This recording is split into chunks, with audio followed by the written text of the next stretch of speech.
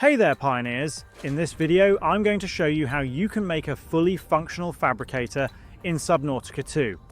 Now on your first hour into the game, you are going to find out that some items or materials that are in the fabricator is labelled with a warning, and when you hover over to that item, it will say on the bottom of your screen, requires fully functional fabricator. Now to solve this problem, you actually have to build a fabricator yourself with the use of the habitat builder.